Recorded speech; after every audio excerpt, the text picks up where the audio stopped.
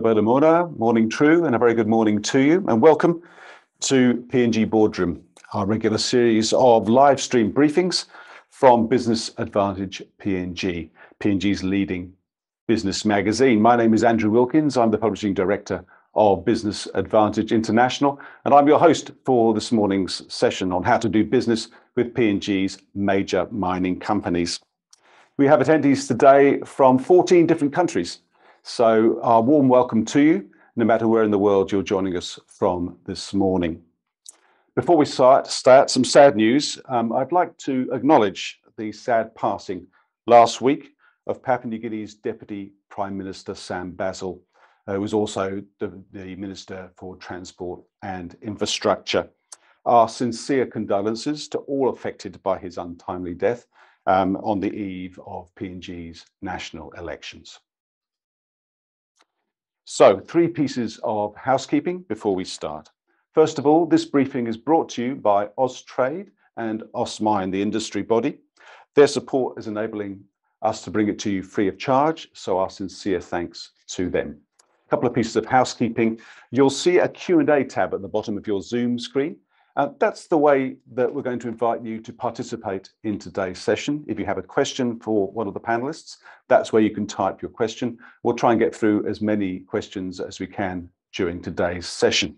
And a note also that we are recording today's session, so if you have to drop out for any reason, don't worry, you'll get a link afterwards with a link to the recording in due course, and also any links and other information which is mentioned in today's session as well.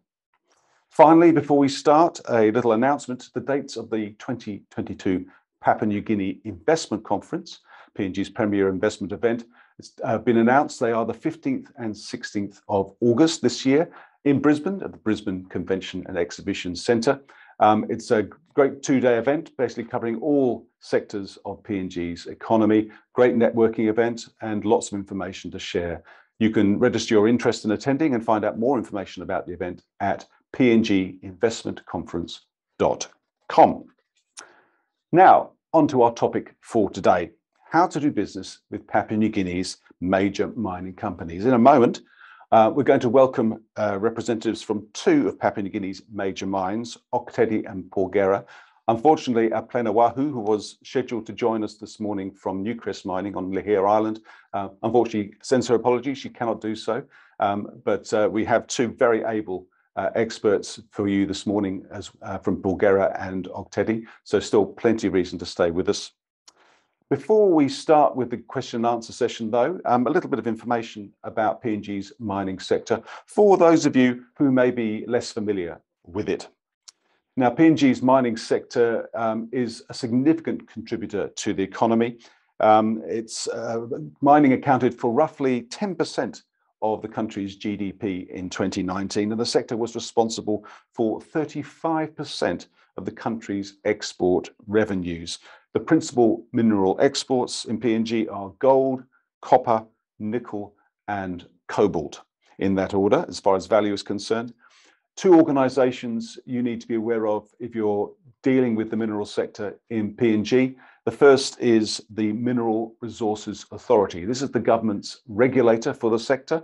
It is responsible for policing the Mining Act and other relevant legislation, and for the issuing of mining licenses and mining exploration licenses in the country as well. I would recommend for those that have an interest in the geology of the country and in the actual projects themselves, the MRA website, mra.gov.pg, also is an excellent information resource on the sector. It has a map, for example, of every mining tenement in the country and who's responsible, who's currently got a lease over it, and a lot more geological information as well, going back from years and years of geological data. So a very, very good resource for the mining sector at the Mineral Resources Authority. The other organisation is the peak body for the industry in Papua New Guinea, which is the PNG Chamber of Mines and Petroleum, as well as providing a voice for the sector to government. It also runs an annual event which alternates between Papua New Guinea and Sydney, Australia. Its next event will be in Sydney in December this year. So again, very important organisation if you're interested in doing business in Papua New Guinea in this mining sector. So I put on screen here a map of Papua New Guinea's mining projects, and I just want to talk about some of the major ones. There are about 7 productive mines in Papua New Guinea, and they're marked in red, are the darkest colour on this map. And I might just take you through very, very briefly those ones. The one we're going to hear about today is the Ok Tedi mine, which is on the western side, the far left of the map, up into Tabubal in Western Province. That is producing copper, silver and gold. I think it produces something like 24 million tonnes of ore concentrate each year, which is actually piped out to Kionga, where it's taken on the river barges out of the country. It is an immense operation, as you can imagine, and is run by Ok Tedi Mining, which we're going to hear from a bit later on this morning. Ok Tedi Mining is pretty unique in that it is a government-owned entity. It sits under the Kumul Minerals Holdings government entity. It was nationalised some years ago and is therefore 100% PNG owned as an operation. The other one up in the highlands that I want to draw your attention to is Porgera. We're going to be hearing from Porgera again this morning. Up until recently, it was a joint venture between Barrick New Guinea, the Canadian entity, and Zijin Mining China. There is a new entity being created to run that mine. The existing mining lease expired, and for the last 2 years, that mine has been closed and under care and maintenance while a new mining lease was negotiated. I don't have an opening date for you, no one does, but it is expected to open later this year for business, but under a new ownership structure, an entirely new ownership structure, which means existing supply contracts are going to come to an end. And as we'll hear, there are opportunities for new supply contracts with that new entity. Lihir Gold Mine is on the far top right of your screen, up on the island, Lihir Island, run by Newcrest Mining in Australia, producing roughly 900,000 ounces of gold a year, although there are plans to try and expand that to around 1 million ounces a year.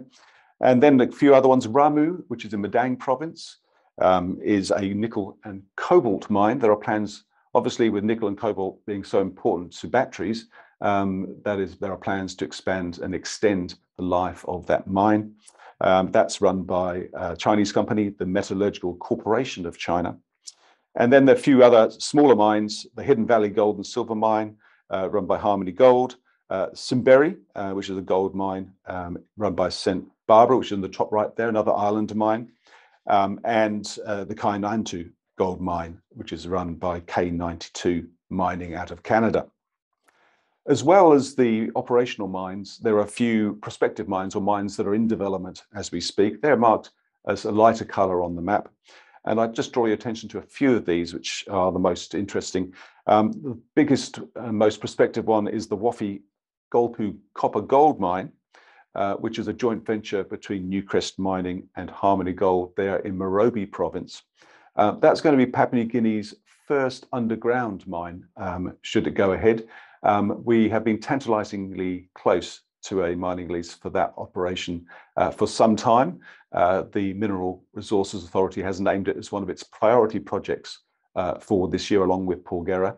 So we're hoping for some positive news, maybe after the elections, which take place in late June, when we have a result of a new government in place. Hopefully that will be a sign that we can now move forward on that mine. But that is a potentially significant new mine in Papua New Guinea. And there's some other ones as well, which are not quite so close, perhaps. Woodlark Island, which is in the bottom right of your screen, run by Geo-Pacific Resources. A mining lease for that project already exists, but there are some technical challenges with that project, which meant that the company that's looking to develop it is currently not trading on the ASX. So we're waiting for news on how that resource is going to be exploited. Frida River, again, is up in the highlands, is another very prospective mine, potentially enormous, run by Panost in China, but again, not in development yet. Yandera, the copper mine, which is run by Freeport Resources out of Canada, again, looks very prospective. And finally, something a little bit different for Papua New Guinea, down on the south coast, the Central Cement and Lime Project, which is being put forward by Maya Resources, a Brisbane-based company. That's already got a mining lease, and they're looking to develop that resource with a local partner. It's one of two projects. The Oricolo Bay Mineral Sands Project is also there on the map, and that's another Maya Resources project as well. One final thing I'll just draw to your attention on the far right of the map, at the east there on the autonomous region of Bougainville, the Panguna copper mine. Now, for those of you who are aware of the history of mining in Papua New Guinea, that mine has been closed since the 1980s, when it was closed due to civil conflict on Bougainville. And for many, many years, the prospects of having that mine reopened, which at one stage accounted for around 40% of PNG's GDP, the options for opening that mine seemed very, very negative indeed. However, just this year, the autonomous Bougainville government and the local landowners appear to have reached an agreement that the mine can be reopened. And while there's a lot of work to get that mine operational again, you've got a lot of legal work, a lot of creating a entirely new company structure to operate the mine and so on. So it could be years away. If it does happen, and when it does happen, it will be an enormous mine back open again in Papua New Guinea. So certainly one to watch in the future. Well, that's just a brief overview of the mining sector. There is more information on our website, which I'll draw your attention to towards the end of today's session. But for the moment, I'm going to finish there. You're welcome to pose questions using the Q&A tab, but I'm going to bring on Robert Druzebski, who is the Director of International Business at Austmine, to say a few words. Robert, can you hear me? Yes, Andrew. Hello, a very warm welcome to you this morning. And I might hand over to you to talk a little bit about Austmine's work, and the stage is all yours, sir. Thank you very much. Thanks for the introduction, Andrew. Good morning, good afternoon, or good day, wherever you are in this world. And welcome to this webinar from Austmine. It is absolutely amazing to see that so many people, over 300, I believe, registered for this webinar. That this is testimony of what level of interest the mining community has in PNG. So, and it's well done. So welcome. Austmine, briefly, as Andrew mentioned, we are very proud to have joined forces with Business Advantage International, Austrade, in delivering this webinar. Austmine, for those of you who are not familiar, we are Australia's leading industry body representing over 650 member companies, being suppliers of mining equipment, technology and services, or simply the METS sector. And we have been involved in running or leading missions, trade missions to PNG, delivering webinars, and actually more recently the W Export Hub program to PNG since 2015. The last one, as I mentioned, is been developed. So we have this great interest in work in PNG for the Australian METS community. We just a couple of years ago we ran a survey, and PNG came top 5 from the export destinations for Australian METS. So that's absolutely the place we should go if you're really serious about the region. As Andrew said, there's great potential. We over the what are our plans for the future? Obviously, we'll continue working with Austrade and other organizations, maybe take another mission later this year, early next year, like we did in the past, going visit Ok Tedi. And then Cam, thanks again for hosting these missions in the past, or visit maybe Porgera once open. Stay tuned. Obviously, we are very active. We are also developing a program how to develop supply chain. So this is what Austmine does now, and will continue working in the future. So yes, who is not on our list, mailing list? We're sure we will have you very soon after this webinar. So stay tuned. We do lots of projects in PNG because this is the market to go. So thank you very much, Andrew. Thanks for the opportunity to be part of this. Thanks very much, Robert, and a great pleasure to have you this morning. I'd like to bring on screen now both Jonathan Parker and Cameron McGregor. Jonathan is the Manager, Supply and Business Services at the Porgera Joint Venture, and Cameron McGregor is the Manager for Supply at Ok Tedi Mining Limited. Welcome, gentlemen, this morning. Morning. Good morning. Morning, everyone. Excellent. Well, it's great to have you here. And the first point I made is that, as people saw from the map earlier, you guys are in very, very remote locations, a long way from what one would consider the major population centres and the major infrastructure centres in PNG. So the fact that you're able to talk to us this morning on Zoom using an internet connection, that in itself is quite extraordinary.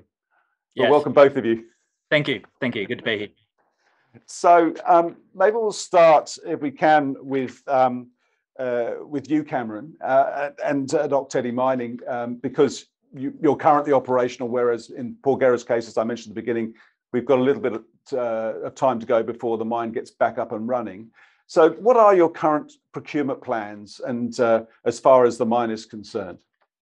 Yeah, good morning, Andrew. Good morning, everyone. And it's a real pleasure for us to have a representative at this webinar today. So we appreciate the opportunity. Just before I answer that question, I might just really quickly talk just briefly about Ok Tedi. Just to clarify, in terms of our production, we're putting something in the order of 21 million tonnes, 20 to 24 million tonnes through our mill per year. But our production, just as a rule of thumb, we're moving about 400,000 tonnes of concentrate per year, which contains about 100,000 tonnes of copper, and 300,000 ounces of gold. So that's what we're targeting. It's been a little bit challenging over the last couple of years with COVID, but I think everyone on the call has understood that. Ok Tedi is 100% owned for the benefit of the people of PNG.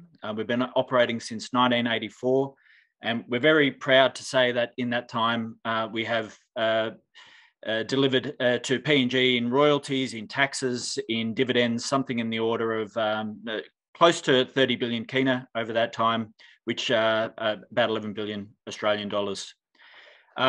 So that's Ok Tedi, and it is a great company, and it's one that I feel very, very proud to be associated with. You talked, Andrew, about our procurement plans. Mm-hmm. Over the next few years, our priority in procurement is to get as much of our spend under contract. So we're looking to increase the forward purchasing agreements that we have. At the moment, we've got about 80% of our materials under a forward purchasing agreement. We'd love to get that up somewhere in around 90-95%. So that's something that my team are working hard on. More broadly, there are a number of strategic projects that are happening at Ok Tedi right now, which my team need to support. There are 5 of them. 4 of them are in and around the mine, and there is one at Bigay, which is down near Kunga. If you have a look at that map you had on before, it is a mine waste management project. But all of these 5 projects work together to help deliver our strategic business plan, which will give us another 10 years of mine life. So there may be a bit of a view in the community that Ok Tedi is sort of nearing the end of its mine life. From our point of view, we've got 10 years to go. So we are looking to get more under contract and to increase local spend, to be perfectly honest. We want to get as much from PNG as possible, and particularly in terms of our local content, local domestic to the mine. That being said, there is an absolute role for Australian producers in PNG. The number of participants show that we are important to you, and Australia is important to Ok Tedi as well. So of our annual spend, about 55% of it is going through Australia. And that's for materials. For services, it's changed. Services, about 80% is PNG. So PNG, 80% of services, but only 40% of goods. And then of that 60% remaining, the great majority of it is through Australia. So a long answer and a little bit pro Ok Tedi, but I am a proud Ok Tedian. We are strengthening our purchasing team to get more under contract, and we're doing it because we have 10 more years and some strategic projects coming our way. Noted. I might bring Jonathan Parker on here. Jonathan, hello, can you hear me? Yes, Henry. Morning. Welcome, welcome indeed. So obviously, as I mentioned, there's a slightly different circumstance. What's the current standing of the Porgera project? I think you're in care and maintenance at the moment. Is that right? Yeah, correct. We're on a care and maintenance footing, so we're focusing on environmental stewardship, so environmental monitoring, security of the asset, and maintaining a safe and ready environment, I guess. Working on readiness in terms of an expected restart sometime later in the year. When people think of care and maintenance, they think probably padlock gates and not much going on, but there's actually quite a lot of people at the mine site, even for that care and maintenance function, isn't there? Yeah, we're currently employing just over 1,000 people in total. As you'd be aware, with an open pit in an environment like here, high rainfall, there's materials to be moved all the time to keep that pit in a safe condition. So the guys are moving a fair bit of mud and material out of there, and same with the underground mine. So would it be fair to say that the opportunity, as far as Supplier is concerned, is going to be when the mine effectively gets up and running again? Yeah, correct. As you mentioned in your intro, we've got a unique opportunity here with the new Porgera, new ownership structure. Most of our contracts, the majority of our contracts that we had in place previously have expired or came to an end during this care and maintenance period. So we've got a very good opportunity to engage with our existing incumbent suppliers as well as new opportunities with new suppliers. So it's a very unique opportunity and looking forward to it. Excellent. Let's get some question for both of you, and maybe we'll start, Jonathan, if you want to answer first, and then we might get Cameron to respond as well. So this is about, I guess, what advice you might give to companies looking to do business with your project. Are there any specific criteria that they need to meet in order to do business with you? So first, yeah, an understanding of where we are, I think. 650 kilometres from Lae on a challenging road. So that logistics aspect that you also mentioned earlier on is pretty critical for material supply. And if people can, acknowledge that, and it's meeting lead times, I guess, being, accurate and repeatable lead times is something we're really looking for. Also, that same piece that Cameron was talking about, having supply and contracts, so establishing partnerships and having a transparent, open relationship with suppliers, that's obviously pretty important to us. So they're the key areas we're looking at. Cameron, did you want to add that? What criteria are you looking for when you're looking for suppliers for your project? John, you used the word, mate, partnership. So we are looking for people who understand Ok Tedi, understand where we're located. It's challenging, just like Jonathan is. We've got different challenges. We're really looking for suppliers who don't just feel that the end of their commitment is their delivery to the freight forwarding point. We're looking for people who know and understand the way that we work here in Ok Tedi and the challenges of getting material to site, and then making sure that it's worked and following up and continuing a relationship with the business after that point of sale. We really value quality. We really value cost. But perhaps more important than anything is actually understanding the way Ok Tedi works and making sure that there is a relationship with the people who are actually using the product after point of sale. Are there any particular technologies you're looking to deploy on site? Cameron? Look, none for this audience, I think, Andrew. We are in the process of developing our own system, which is the Ok Tedi Way as a business improvement system, and we're doing that with the team on site and offshore with our strategic information partner. There may be some systems coming up as we look to upgrade our processing facility. That's one of those 5 strategic projects which I mentioned. Nothing specific that I can talk to at this stage. Did you want to add anything there, Jonathan?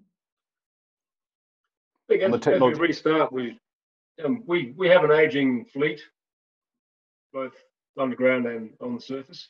So there's a significant capital forecast going forward.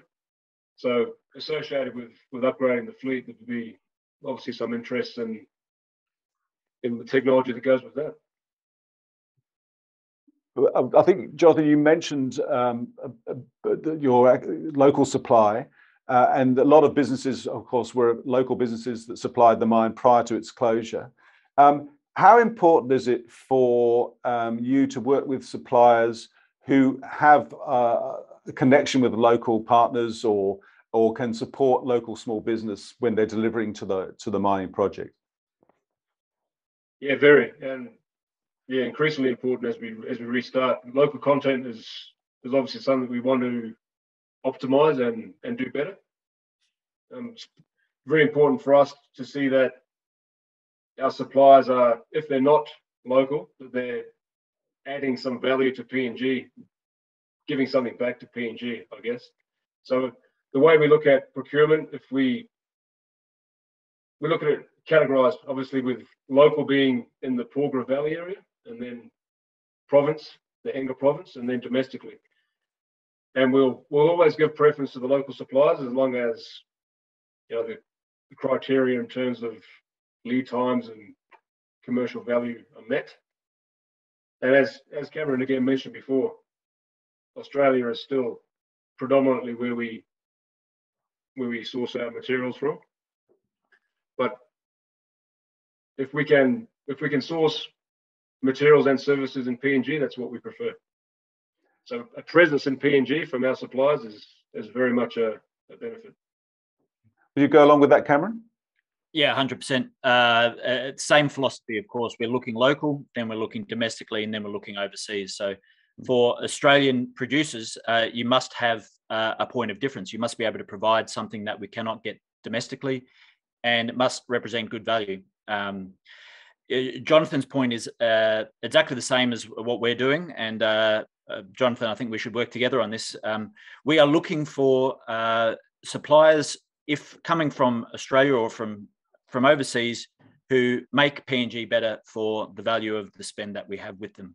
So it's not always as simple as, we buy local. Obviously, we are going overseas for, the majority of our material spend, but a really good supplier is one that is working with local workforce, working with our PNG workforce in Ok Tedi to help us understand the material, helping us understand the system so that it carries on and there is not that dependency after point of sale with Australia. And we also have really good suppliers who are doing some novel things about working with our communities, like getting involved in the building of classrooms, like getting involved in libraries for local groups. That's the sort of stuff that we really value. We are realistically, we're always going to have to buy internationally. We're always going to have to look to the Australian market. The preferred suppliers are the ones that don't just take the money from PNG, but actually give something back in a really meaningful way. Are there any particular obvious areas where an international company looking to do business in PNG, there are any areas of skill or any particular areas where you could partner with a local company or maybe augment what a local company could do in order to service your mine? Yeah, there are. We've just moved to a model of bringing our local and regional suppliers into just 3 umbrella companies. And I can give more detail about those out of this session. But working with those umbrella companies and making it so that those umbrella companies are building a domestic capability is really, really valuable. An example of that is we've gone through a material preservation project here recently. All the equipment had to come externally, which is fine, but the supplier was able to work with one of those umbrella companies and make it so that the on-site delivery of the material preservation, the wrapping of the product, can be done by Papua New Guineans who are local. That's a win for the supplier. It's a win for Ok Tedi, a win for PNG. Talk a little bit about quality versus price. Obviously, both of your operations are what I call high-cost operations. You're in remote areas and you're having to operate at a very high level of safety, for example, and efficiency. Yes. So, Jonathan, first of all, maybe for you, how do you trade off that quality versus price equation as far when you're looking to procure?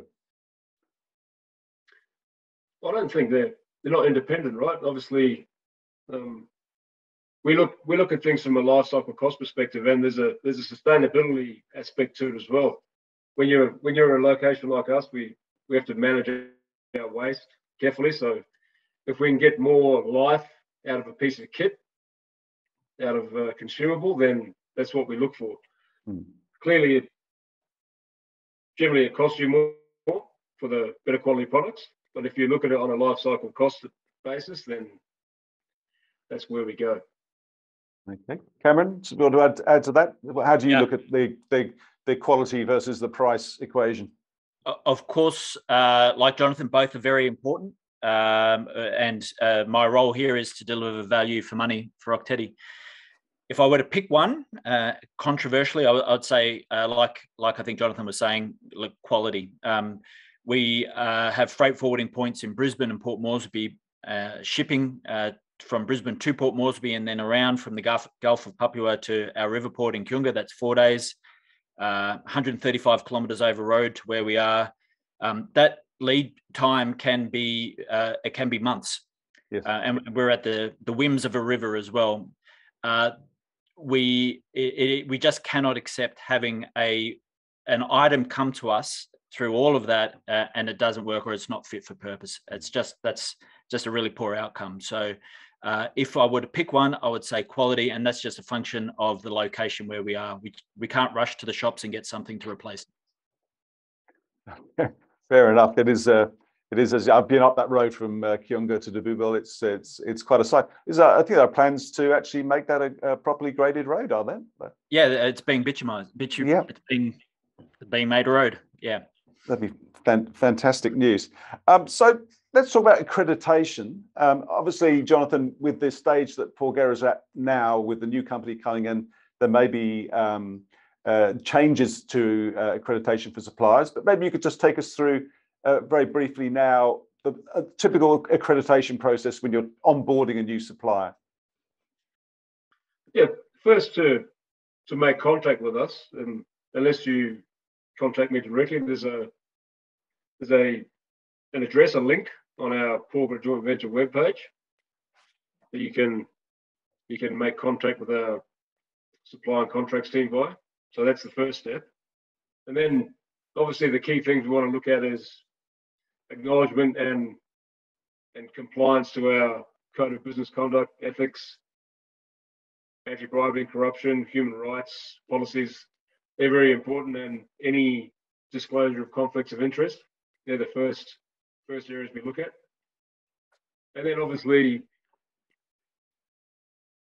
domicile, where the companies are from. So we want to make sure that we are understanding who the ownership of the company is, if they're local, domestic, foreign companies. That's essentially what we look at up front when we're onboarding suppliers. How would you differ, Cameron? You touched on safety. You've touched on our code of conduct and compliance with our ethical standards. We also have a vision here for increasing female participation in our workforce, and that is favourably viewed for suppliers. What we would suggest is over time, we're going to be increasingly using the SAP Ariba network to find vendors and to make sure that all of that pre-qualification, all the accreditation is done and registered, and it's pretty simple for us to go and find them. So top tip is make sure that you are part of the SAP Ariba network. In terms of the sort of the nuts and bolts of supplier registration, there's a process that we go through. We're going to check your registration, like we're going to check your taxation. We're going to check that you're doing the right things. For suppliers, that's one thing. For actual service providers on the ground, there's a whole lot of other things that we need to work through with you if you're going to put people in PNG. There's the work visa process. There is just making sure people who come to PNG are of the right type and are able to contribute to the way we're doing business. So the accreditation, it is more stringent for service providers, particularly if you're going to be working on site. But there is obviously a a raft of things that we need to do to get you onboarded as a materials provider as well. We've got a lot of questions coming through on the Q&A tab, so thanks everybody for posting your questions. We'll jump in on those in just a moment. But before we do, one final question, and I guess this is more of a feels question, if you like. How do you describe the atmosphere and the actual location you're working in? If you're an international contractor or a local contractor coming on site, what should people expect actually working on site? Maybe we'll start with you, Jonathan. So yes, clearly there's some security aspects around Porgera. So I guess it can be a bit confronting, but I think if people, international companies are coming to work here, they just have to, obviously, as part of the onboarding process and part of the contract execution process, we go through what's necessary in terms of behaviour on site and respect for local communities. There's obviously a major safety aspect. So prior to starting any work at site, we have quite a detailed induction process, going through safety and environmental standards and any specific hazards that will be presented while on site. So it's generally a 1 or 2 day process upon arrival to go through that and explain those aspects. Cameron? Fortunately, we don't have a lot of the same security challenges that Jonathan deals with. It is an open town. Toowoomba is an open town, but it is actually very difficult to get to. So, we like to think of ourselves as one of the, if not the safest town in PNG. For people coming to work here, personal security, pretty much what you would do to protect yourself in Australia is a pretty good rule of thumb. COVID, we are pretty much COVID normal now. The only requirement to enter PNG is that you're fully vaccinated. The biggest tip I would have for someone coming to Ok Tedi is the need to plan well in advance. Accommodation is very tight, particularly with all those projects that we've got coming on. It takes a little while for us to get appropriate accommodation, and so please give us plenty of warning. And the other constraint we have is we have our own charter flying in and out of Port Moresby and out of Cairns. So that's mostly for flying in. In fact, it's there to fly in our crews. We're a FIFO workforce. It just dovetailing to that and being flexible when you come to site would be my key points, Andrew. Okay, thanks, Cameron. Okay, we might turn to some of the questions from our attendees this morning, and thank you for your questions, everybody. We'll try and get through as many as we can. I think this question is, first of all, for you, Jonathan. Maybe it's just a bit more clarification from what we've already said. What is the status of the previous contracts, the existing contracts with the Porgera joint venture, which pre-exist the issuing of this new license? What is the status of existing contracts? Well, generally, as I mentioned, the contracts have expired, but we're obviously, when we have a relationship, a long-term relationship with previous suppliers and business partners, we value that, and they'll be the first people we talk to when we're looking at sourcing again. But generally, contracts have expired, and it's time for us to start the process again. Okay, this is a question to both of you. You mentioned, I think both of you have mentioned the differing security situations, but if an organisation is looking to provide security services to you, is there a particular contact they should be making contact with, or just directly through the website as you've described before? Cameron, first of all, maybe. Yeah, I would say there wouldn't be a requirement for that service at Ok Tedi. We have our own asset protection department. We provide our own security. Thank you. Okay, Jonathan? Yeah, likewise with Porgera, we have a well-established asset protection department. But any businesses wanting to make contact with us, it's best through that website, through that centralised email, so we can distribute internally rather than contacting several personnel here. Okay. As far as procurement is concerned, do you welcome approaches, or are you looking for people that are going to be supplying your requirements that you've already identified? Jonathan, maybe we'll start with you. Both. Yeah. Well, welcome approaches. It's good to know what's out there, what's available. New businesses are coming along all the time, and there's new technologies, new ways of doing things. So yeah, we're happy to engage and see what's out there. That'd be the same for you as well, Cameron? Yeah, I do welcome them. Most get read, get acknowledged, and then put in my my files.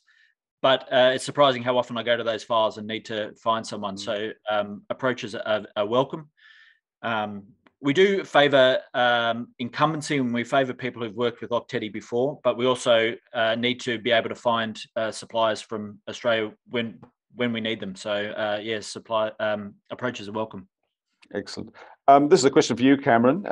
Someone's asking, and maybe just elaborate a little bit, if you wouldn't mind, on the 5 critical projects that you're working on at Ok Tedi. Maybe just a little bit more detail. I shouldn't have mentioned that there are 5 projects if I'm not prepared to name them, but no, that's fine. So it is all about getting the best value out of our resource. Project number 1 is a engineered waste rock dump to the north of the mine. Project 2 is to increase our dewatering in the pit so that we can have, if you know the mine, we can have, I think it's a steeper pit slope on the west wall. Number 3 is to remediate and mine our centre pit. Number 4 is to improve the processing assets. So some of those, we've given some love to the mine, and it's probably time we gave some love to processing. And number 5 is Bigay, which is a waste material. We pump our pyrite concentrate and we dredge for mine overburden in Bigay. If we're going to mine more, we're going to need to store more. So those are the big projects. Some of them have a big procurement component, others less so, but there is a lot going on at the moment and in coming years. Excellent. Jonathan, obviously you've got to be a little bit more circumspect about exactly what's going to happen and when it's going to be happening.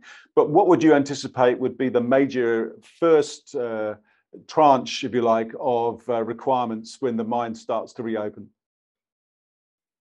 We'll reopen in stages. So the first stage will be up to a quarter circuit, so 25% production.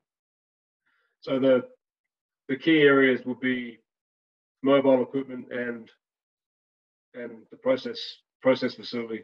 So reagents, all the spares associated with the fixed plant and mobile equipment. So it's quite a wide area. Excellent. Somebody's asked about online training. Obviously, with the pandemic, especially, a lot of things are now being delivered online.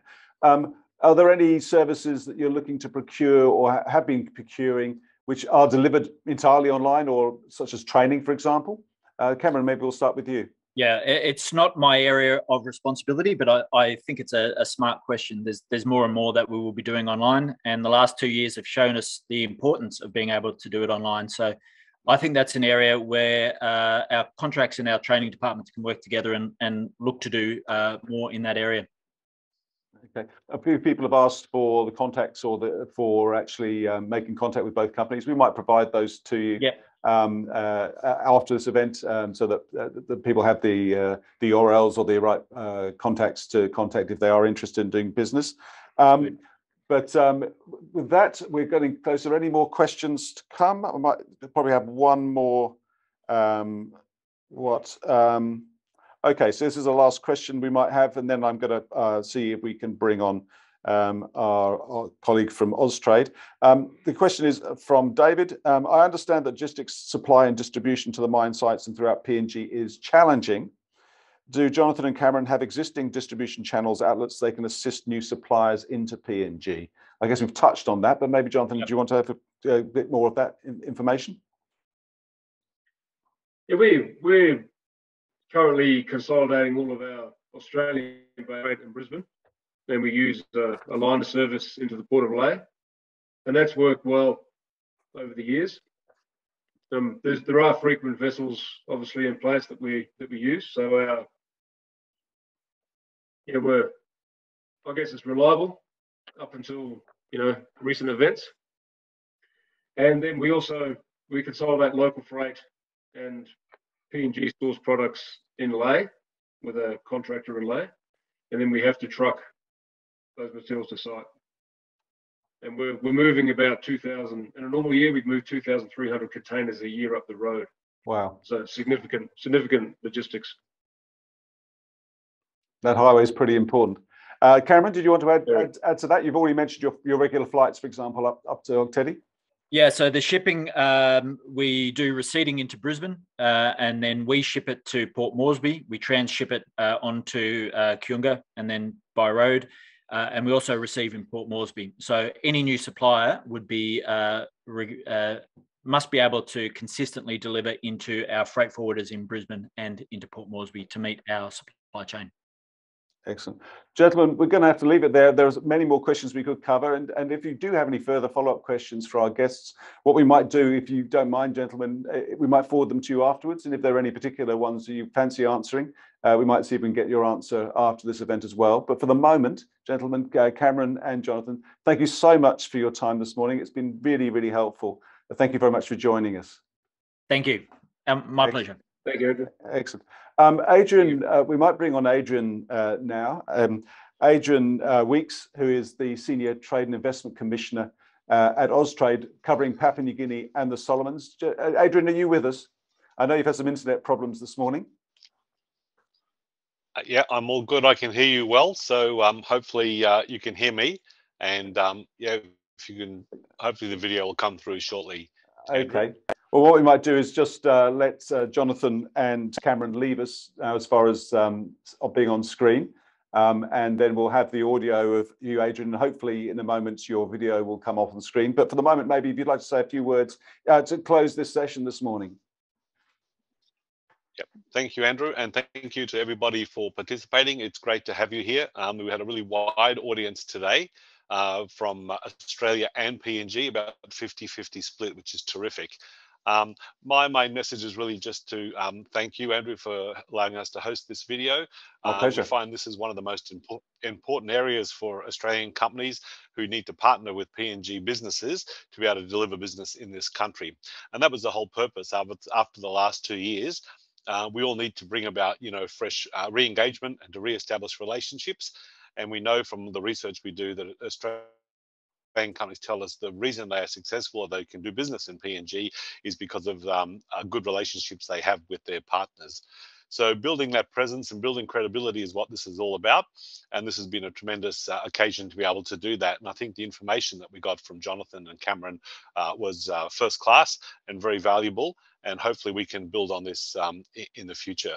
But I think there are key points about meeting lead times, and being open to new relationships and providing quality and consistency of product and service is critical.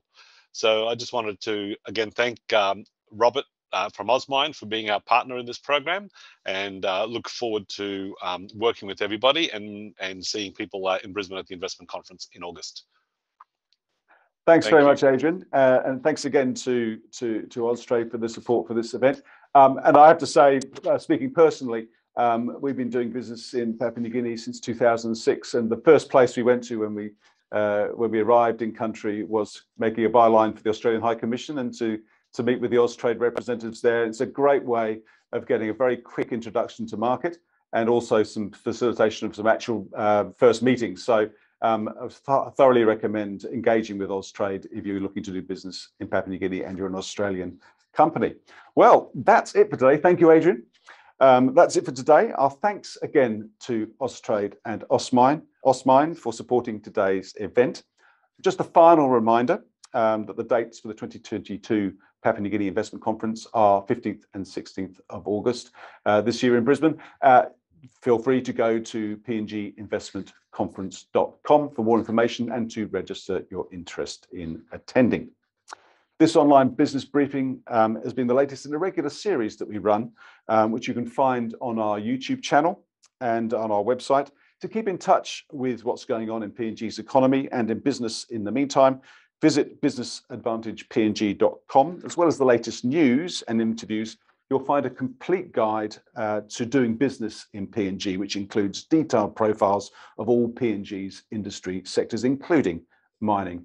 You can also follow us, as it says there on the chart, on the socials, Facebook, Twitter, LinkedIn, and so on.